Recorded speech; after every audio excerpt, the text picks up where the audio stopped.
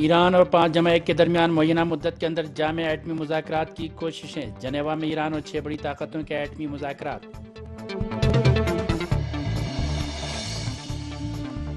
برطانوی وزیر اعظم اور امریکی صدر کی مشترکہ پریس کانفرنس، ایران کے خلاف نئی پابندیوں کی مخالفت۔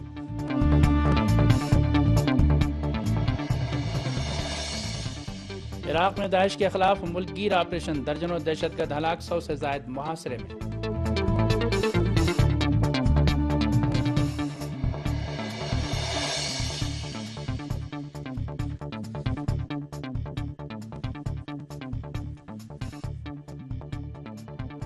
بسم اللہ الرحمن الرحیم، درود و سلام و محمد و آل محمد پر۔ ناظرین السلام علیکم، میں علی عباس رضوی خبرنامے کے ساتھ آپ کی خدمت میں حاضر ہوں۔ ہماری ویب سائٹ کا پتہ ہے urdu.sar.tv.ir اور ہمارا ای میل ایڈریس ہے خبریں@sar.tv.ir۔ لیجیے اب آپ خبریں تفصیل سے ملاحظہ فرمائیے۔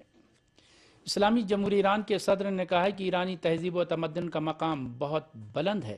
صدر ڈاکٹر حسن روحانی نے سنیچر کو ایک تقریب سے خطاب کرتے ہوئے جو ایران کے 349 قدیم اور تاریخی نوادرات کی بیلجیم سے واپسی کی مناسبت سے تہران کے نیشنل میوزیم میں انجام پائی، کہا کہ ایران کے تاریخی نوادرات کو دنیا کے سامنے زیادہ سے زیادہ متعارف کرانے سے دنیا والے بہتر انداز میں یہ سمجھ سکیں گے کہ ایرانی عوام کا کیا مقام و مرتبہ ہے اور آج بھی وہ تہذیب و تمدن کے کس مقام پر فائز ہیں۔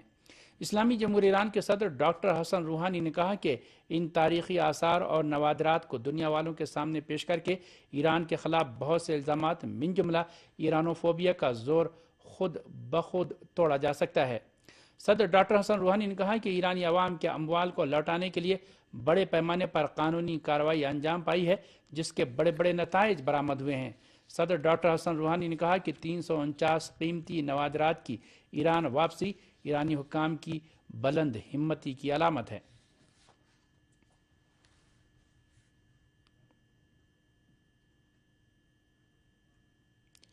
ایران اور امریکہ کے درمیان جنیوا میں جاری ایٹمی مذاکرات کا سلسلہ پھر سے شروع ہو گیا ہے۔ اسلامی جمہوریہ ایران کے نائب وزیر خارجہ اور ایران کے سینئر ایٹمی مذاکرات کار سید عباس عراقچی نے ہفتے کے روز امریکی مذاکراتی ٹیم کے ساتھ بات چیت شروع کر دی ہے۔ امریکی وفد کی قیادت نائب امریکی وزیر خارجہ وینڈی شرمن کر رہی ہیں۔ جنیوا سے ہمارے نمائندے کی رپورٹ کے مطابق سید عباس عراقچی نے اپنے ایک بیان میں کہا کہ ایٹمی معاملے پر امریکہ کے ساتھ مذاکرات میں خاصی پیش رفت ہوئی ہے۔ ان کا کہنا تھا کہ ایران اور امریکہ ایک جامع سمجھوتے کے حصول میں سنجیدہ ہیں اور ممکنہ اختلاف رائے کو فریقین ضروری عزم و ارادے کے ساتھ حل کرنے کی توانائی رکھتے ہیں۔ اسلامی جمہوریہ ایران کی مذاکراتی ٹیم نے جمعرات کے روز امریکی ٹیم کے ساتھ مسلسل اور بلا وقفہ مذاکرات انجام دیے۔ بتایا جاتا ہے کہ سید عباس عراقچی جمعے کی شام روسی حکام سے مذاکرات کرنے والے تھے۔ فرانس میں ایران اور امریکہ کے وزرائے خارجہ کے درمیان پھر بات چیت ہوئی ہے، جس میں جوہری مذاکرات کے عمل کو تیز کرنے کی راہوں کا جائزہ لیا گیا۔ اسلامی جمہوریہ ایران کی پارلیمنٹ نے کہا ہے کہ اگر ایران کے خلاف پابندیاں جاری رہتی ہیں تو یورینیم کو 60% تک افزودہ کرنے کا بل تیار کر لیا گیا ہے۔ پارلیمنٹ میں قومی سلامتی اور خارجہ پالیسی کمیشن کے رکن محمد حسن اصفری نے سنیچر کو انا سے گفتگو کرتے ہوئے کہا کہ اگر امریکہ کی پابندیاں اور توسیع پسندانہ پالیسیاں جاری رہتی ہیں تو اس بل کو پارلیمنٹ میں باقاعدہ پیش کر دیا جائے گا۔ محمد حسن اصفری نے کہا کہ بل کے مسودے پر 205 ممبران پارلیمنٹ کے دستخط ہو چکے ہیں، جس میں کہا گیا ہے کہ امریکہ اور مغربی ملکوں کی طرف سے ایران کے خلاف پابندیاں جاری رکھنے کی صورت میں حکومت کو اس بات کی اجازت دے دی جائے گی کہ وہ صنعتی مقاصد کے لیے یورینیم کو 60% تک افزودہ کرے۔ پارلیمنٹ کے اسپیکر ڈاکٹر علی لاریجانی نے بھی گزشتہ جمعرات کو کہا تھا کہ بعض ممبران ایک ایسا مسودہ تیار کر رہے ہیں جس میں کہا گیا ہے کہ اگر مغرب نے ایران کے خلاف نئی پابندیاں عائد کرنے کی کوشش کی تو اسلامی جمہوریہ ایران پرامن ایٹمی ٹیکنالوجی کے میدان میں جس سطح تک چاہے گا آگے چلا جائے گا۔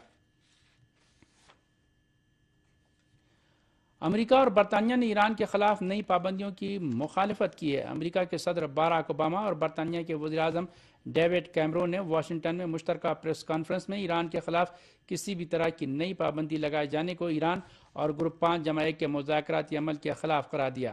باراک اوباما نے اس پریس کانفرنس میں کہا کہ عبوری معاہدے کی بنیاد پر ایران نے اپنا ایٹمی پروگرام روک دیا ہے اور اپنی کچھ دیگر ایٹمی سرگرمیوں کو ملتوی کر دیا ہے۔ انہوں نے امریکی کانگریس سے ایران کے ایٹمی پروگرام کے بارے میں احتیاط سے کام لینے کی اپیل کرتے ہوئے کہا کہ ایران کے خلاف مزید پابندیوں کے عمل کو روکا جائے۔ باراک اوباما نے ایک بار پھر خبردار کیا کہ امریکی کانگریس کی طرف سے ایران کے خلاف پابندیوں میں اضافے کے بل کی منظوری کی صورت میں وہ اس کو ویٹو کر دیں گے۔ ان کا کہنا تھا کہ پابندیوں میں اضافے سے سفارتی طریقے کا حصول خطرے سے دوچار ہو سکتا ہے۔ اس پریس کانفرنس میں برطانیہ کے وزیر اعظم ڈیوڈ کیمرون نے بھی ایران اور گروپ 5+1 کا مذاکراتی عمل جاری رہنے کے لیے مناسب ماحول بنائے جانے کی ضرورت پر زور دیتے ہوئے ایران کے خلاف مزید پابندیاں لگائے جانے کی مخالفت کا اعلان کیا اور اس امر کو مذاکرات کی کامیابی کی واحد راہ قرار دیا۔ دوسری طرف امریکہ کے ایوان نمائندگان کے ریپبلکن اسپیکر جان بوہنر نے کہا ہے کہ ایران کے خلاف پابندیوں کے نئے بل کو ویٹو کرنے کی صدر اوباما کی دھمکی بقول ان کے اس سلسلے میں کانگریس کو اقدامات سے نہیں روک سکتی۔ انہوں نے کہا کہ اوباما کی دھمکی کانگریس کو امریکہ اور اس کے اتحادیوں کی حمایت سے نہیں روک سکتی۔ سی آئی اے کے ایک اہلکار نے ایران میں تخریبی کارروائیوں کے منصوبے سے پردہ اٹھائے جانے کے کیس میں گواہی دی ہے۔ امریکہ کی قومی سلامتی کے سابق مشیر کی جانب سے ایران کے ایٹمی پروگرام کی جاسوسی اور تخریبی کارروائیوں کے لیے سی آئی اے کی سرگرمیوں کا راز فاش ہونے پر ناراضگی کا اظہار کیے جانے کے ایک دن بعد سی آئی اے کے اصلی ایجنٹ نے بھی ویڈیو کانفرنسنگ کے ذریعے جیفری اسٹیلنگ کی عدالت میں گواہی دی ہے۔ امریکی سی آئی اے کے روسی ایجنٹ جس کا جعلی نام میلن ہے ویڈیو کانفرنس کے ذریعے عدالت میں پیش ہوا اور اس نے گواہی دی کہ سی آئی اے نے ایران کے ایٹمی پروگرام کو تباہ کرنے کا منصوبہ بنایا تھا۔ امریکہ کی خفیہ اور عدالتی ایجنسی نے سی آئی اے کے سابق اہلکار جیفری اسٹیلنگ پر الزام لگایا ہے کہ اس نے اس خفیہ کارروائی کی اطلاعات کو باہر پہنچایا۔ 47 سالہ جیفری اسٹیلنگ پر الزام ہے کہ اس نے ایران کے ایٹمی پروگرام کے خلاف امریکہ کے تخریبی منصوبے کی اطلاع نیو یارک ٹائمز کے ایک نامہ نگار کو دی تھی۔ جیفری اسٹیلنگ روسی نژاد سی آئی اے کے ایجنٹ کا افسر تھا۔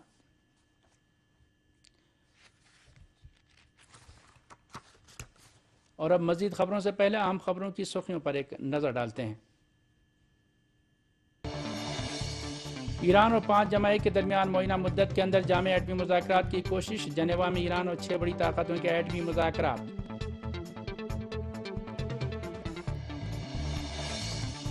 برطانوی وزیر اعظم اور امریکی صدر کی مشترکہ پریس کانفرنس، ایران کے خلاف نئی پابندیوں کی مخالفت۔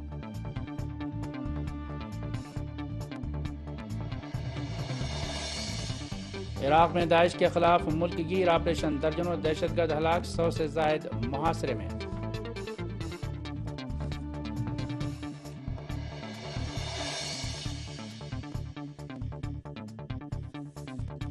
اور اب مزید خبریں۔ عراق میں داعش کے خلاف ملک گیر آپریشن کامیابی کے ساتھ جاری ہے۔ تازہ آپریشن میں داعش کے درجنوں افراد ہلاک ہو گئے اور بہت سے لوگوں کو محاصرے میں لے لیا گیا ہے۔ عراق کے صوبہ الانبار میں فوج کی آپریشنل کمان نے کہا ہے کہ فلوجہ اور البغدادی کے علاقے میں داعش کے خلاف سیکورٹی فورس کی کارروائی میں کم سے کم 36 داعشی دہشت گرد مارے گئے، جبکہ ان کی متعدد فوجی گاڑیاں بھی تباہ ہو گئیں۔ دوسری جانب بغداد کے شمال میں واقع النبائی اور الکثیرات میں دہشت گردوں کے خلاف فوج کی کارروائیوں میں بھی داعش کے 29 افراد ہلاک ہو گئے۔ اس درمیان صوبہ بابل کے علاقے جرف الصخر سے موصولہ خبروں میں کہا گیا ہے کہ عراقی فوج نے 300 سے زیادہ دستی بموں کو ناکارہ بنا دیا، جبکہ باقی بموں کو ناکارہ بنانے کی کوشش جاری ہے۔ ادھر بغداد کے جنوب میں یوسفیہ کے علاقے میں سیکورٹی فورس کی کارروائی میں داعش کے کمانڈر اور صدام کے ذاتی پائلٹ ابو طارق شاکر کو ہلاک کر دیا گیا۔ اس کارروائی میں مذکورہ کمانڈر کے 3 ساتھی بھی مارے گئے ہیں۔ اس درمیان یہ بھی خبر ہے کہ سیکورٹی فورس کے اہلکاروں نے صوبہ الانبار کے ایک علاقے میں داعش کے 100 عناصر کو اپنے محاصرے میں لے لیا ہے۔ اسی کے ساتھ عراقی خبر رساں ایجنسی الیوم السامن نے خبر دی ہے کہ سیکورٹی فورس کے اہلکاروں نے بونمر قبیلے کے نوجوانوں کی مدد سے ان 100 دہشت گردوں کو اپنے محاصرے میں لے لیا ہے جنہوں نے بونمر قبیلے کے افراد کا قتل عام کیا تھا۔ دوسری جانب صوبہ دیالہ کے السعدیہ کے علاقے کے ایک عہدیدار احمد الزرکوشی نے کہا ہے کہ داعش کے عناصر نے ایسے 500 گھروں کو دھماکے سے اڑا دیا جن کے مکینوں نے داعش کے نظریات کی مخالفت کی تھی۔ اس میں درجنوں افراد جاں بحق اور متعدد دیگر زخمی ہو گئے۔ دوسری جانب عراقی پارلیمنٹ میں سیکورٹی اور دفاع کے کمیشن کے سربراہ نے کہا ہے کہ داعش مخالف نام نہاد اتحاد کے جنگی طیاروں کی پروازوں کی وجہ سے عراقی طیاروں کی پروازوں میں مشکلات پیش آ رہی ہیں۔ عراقی پارلیمنٹ میں سلامتی اور دفاع کے کمیشن کے سربراہ حاکم الزاملی نے عراق میں داعش کے ٹھکانوں پر بین الاقوامی اتحاد کے حملے کو غیر حقیقت پسندانہ قرار دیتے ہوئے کہا کہ ان حملوں کے ناکارہ ہونے کے بارے میں بے شمار تنقیدیں ہو رہی ہیں۔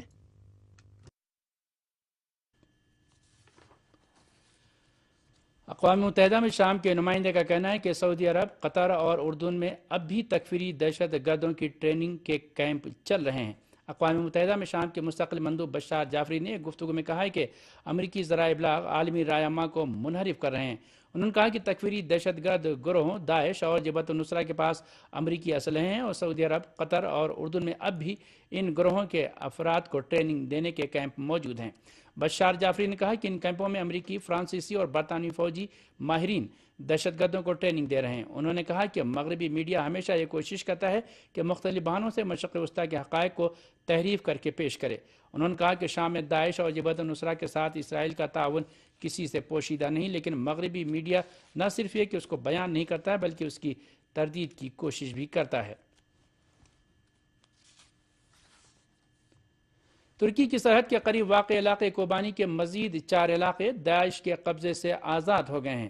العالم کے مطابق کرد جانبازوں نے کوبانی کے مزید 4 علاقے داعش سے واپس لے لیے ہیں۔ اس رپورٹ کے مطابق کوبانی کے محلے مشتنور میں داعشی دہشت گردوں اور کرد جانبازوں کے درمیان شدید لڑائی ہوئی ہے۔ آخری اطلاع ملنے تک کوبانی کے مشرقی علاقوں میں داعشی دہشت گردوں اور کردوں کے درمیان لڑائی جاری تھی۔ رپورٹوں میں بتایا گیا ہے کہ کرد ملیشیا کے جوانوں نے داعش گروہ کے ایک کار بم کو لوگوں کے درمیان پھٹنے سے پہلے ہی ناکارہ بنا دیا۔ کرد جوانوں نے اسی طرح گھات لگا کر کی جانے والی ایک کارروائی میں بھی کم سے کم 10 داعشی دہشت گردوں کو ہلاک کر دیا ہے۔ ایک اور رپورٹ کے مطابق جبہت النصرہ دہشت گرد گروہ نے حلب کے مضافات میں ایک رہائشی علاقے پر میزائل داغے ہیں۔ اس حملے میں متعدد عام شہری جاں بحق اور زخمی ہو گئے ہیں۔ شام میں ہونے والی ایک اور لڑائی میں جبہت النصرہ کے ایک دہشت گرد کمانڈر کے مارے جانے کی اطلاع ہے۔ ایک اور رپورٹ میں یہ بھی بتایا گیا ہے کہ شام کے شمالی شہر الرقہ میں داعش نے 17 عام شہریوں کو قتل کر دیا ہے۔ بحرین میں سیاسی رہنماؤں اور کارکنوں کی گرفتاریوں کا سلسلہ جاری ہے اور ان گرفتاریوں کے خلاف احتجاج اور مظاہرے بھی بدستور جاری ہیں، جبکہ شاہی حکومت نے حزب اختلاف کی سب سے بڑی جماعت کے سربراہ شیخ علی سلمان کی حراست میں غیر معینہ مدت کی توسیع کر دی ہے۔ اطلاعات کے مطابق بحرین کی شاہی حکومت کے اٹارنی جنرل نے الوفاق پارٹی کے سربراہ شیخ علی سلمان سے پوچھ گچھ کی اور ان کی حراست کو غیر معینہ مدت کے لیے بڑھا دیا ہے۔ بحرین کے شاہی حکومت کے اٹارنی کے اس فیصلے کو آل خلیفہ حکومت کی مخالف پارٹیوں اور گروہوں نے غیر دانشمندانہ اقدام سے تعبیر کیا ہے۔ بحرین کی شاہی حکومت نے شیخ علی سلمان کو حراست میں لینے کے بعد گزشتہ دنوں پارٹی کی مشاورتی کونسل کے سربراہ جمیل کاظم کو بھی گرفتار کر لیا ہے۔ مذکورہ دونوں رہنماؤں کی گرفتاری کے بعد بحرین میں شاہی حکومت کے خلاف احتجاج اور مظاہروں کا سلسلہ تیز ہو گیا ہے۔ جمعے کے روز ہزاروں افراد دارالحکومت منامہ، سماہیج، سترہ، بلاد القدیم اور الدراس کی سڑکوں پر آئے اور انہوں نے سیاسی قیدیوں کے ساتھ اظہار یکجہتی کے حق میں نعرے لگائے۔ عین شاہدین کے مطابق بحرین کی شاہی حکومت کے سیکورٹی اہلکاروں نے، جنہیں سعودی عرب کے فوجیوں کی حمایت حاصل تھی، متعدد مقامات پر مظاہرین پر آنسو گیس کے گولے پھینکے اور برڈ شاٹ کا نشانہ بنایا۔ کہا جا رہا ہے کہ شیخ علی سلمان کے آبائی ٹاؤن بلاد القدیم میں پرامن مظاہرین پر شاہی حکومت کے سیکورٹی اہلکاروں کی فائرنگ میں متعدد افراد زخمی ہو گئے ہیں۔ اسی طرح کے مظاہرے قصبہ سار سمیت بحرین کے مختلف علاقوں میں ہوئے، جسے آل خلیفہ حکومت کے سیکورٹی اہلکاروں نے طاقت کے ذریعے سرکوب کرنے کی کوشش کی۔ بحرین کے حزب اختلاف کے رہنماؤں کا کہنا ہے کہ آل خلیفہ حکومت الوفاق کے رہنماؤں کی گرفتاری کے ذریعے اپنے اہداف حاصل کرنے میں ناکام رہے گی اور بحرین کی عوامی تحریک اپنے مطالبات کے حصول تک پرامن طریقے سے چلتی رہے گی۔ بحرین میں فروری 2011 سے شاہی حکومت کے خلاف مظاہروں کا سلسلہ جاری ہے، جس کے دوران اس ملک کے عوام شاہی حکومت کے خاتمے اور جمہوریت کے قیام کا مطالبہ کر رہے ہیں۔ بحرین کی شاہی حکومت عوام کے مطالبات پر توجہ دینے کے بجائے سعودی عرب اور خطے کے بعض عرب ملکوں کے فوجی تعاون سے عوامی انقلاب کی تحریک کو کچلنے کی کوشش کر رہی ہے، جس کے دوران اب تک سینکڑوں افراد شہید اور زخمی ہو چکے ہیں، جبکہ بڑی تعداد میں سیاسی کارکنوں اور رہنماؤں کو گرفتار کر کے جیلوں میں بند کر دیا گیا ہے۔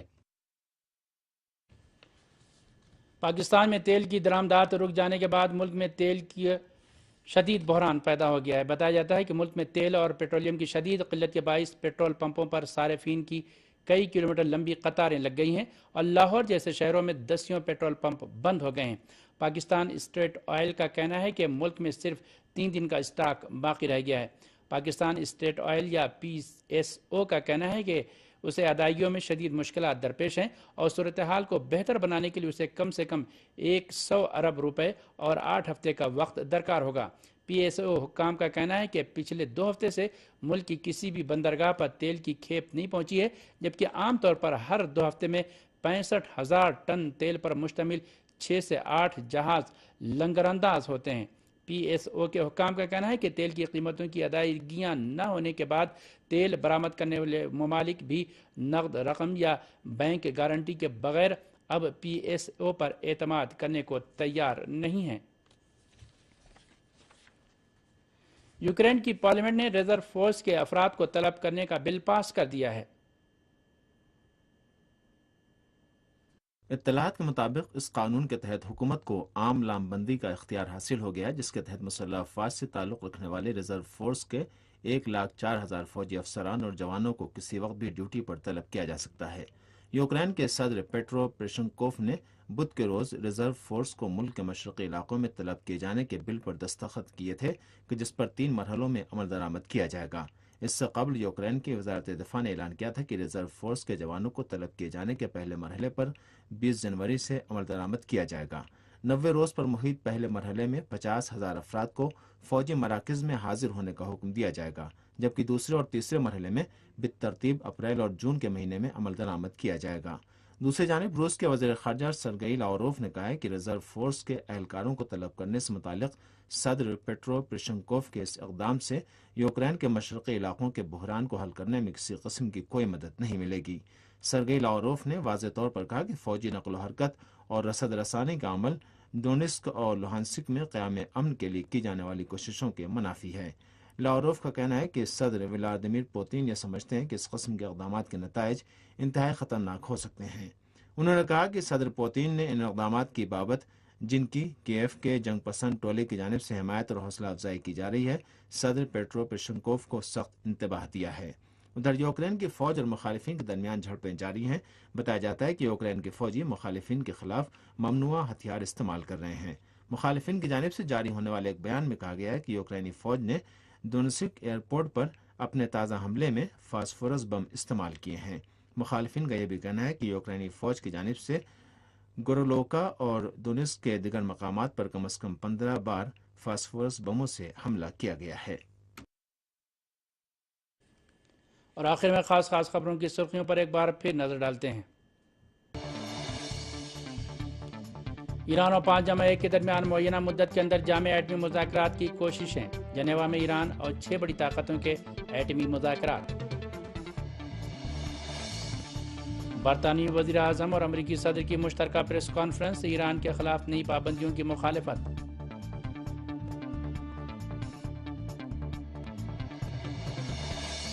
عراق میں داعش کے خلاف ملک گیر آپریشن، درجنوں دہشت گرد ہلاک، 100 سے زائد محاصرے میں۔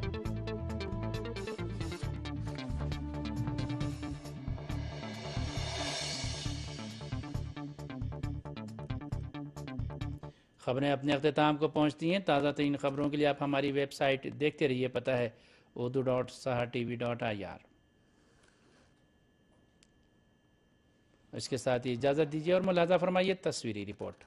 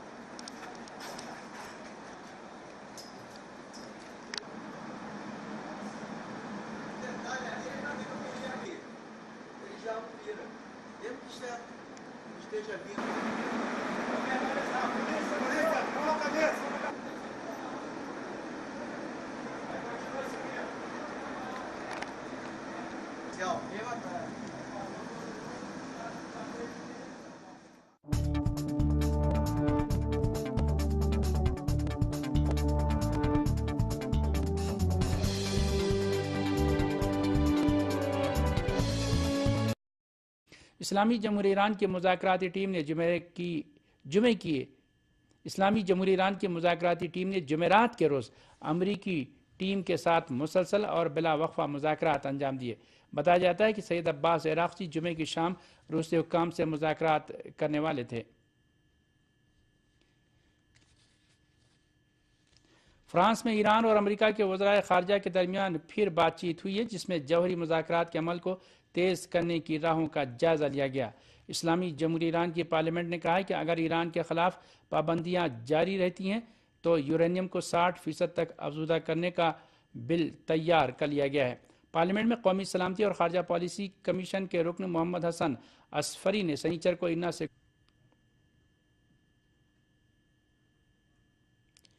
ایران اور امریکہ کے درمیان جنیوا میں جاری ایٹمی مذاکرات کا سلسلہ پھر سے شروع ہو گیا ہے۔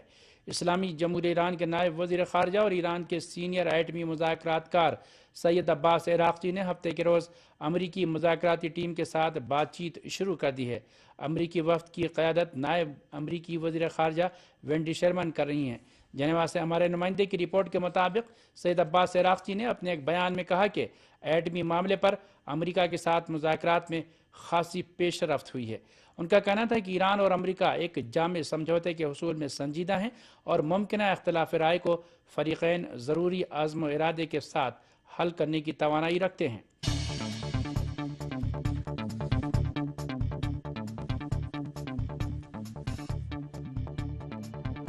بسم اللہ الرحمن الرحیم، درود و سلام و محمد و آل محمد پر ناظرین السلام علیکم۔ میں علی عباس رضوی خبرنامے کے ساتھ آپ کی خدمت میں حاضر ہوں۔ ہماری ویب سائٹ کا پتہ ہے urdu.sirtv.ir اور ہمارا ای میل ایڈریس ہے خبریں@sirtv.ir۔ لیجیے اب آپ خبریں تفصیل سے ملاحظہ فرمائیے۔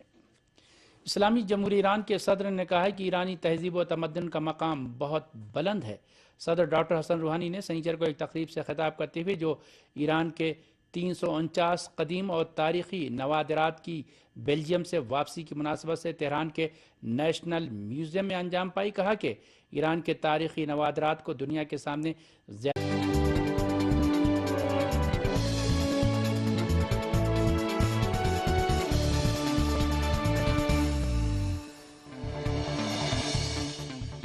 ایران اور 5+1 کے درمیان معینہ مدت کے اندر جامع ایٹمی مذاکرات کی کوششیں۔ جنیوا میں ایران اور 6 بڑی طاقتوں کے ایٹمی مذاکرات۔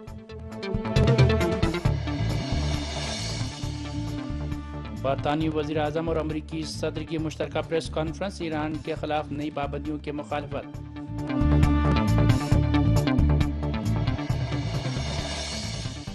عراق میں داعش کے خلاف ملک گیر آپریشن، درجنوں دہشت گرد ہلاک، 100 سے زائد محاصرے میں۔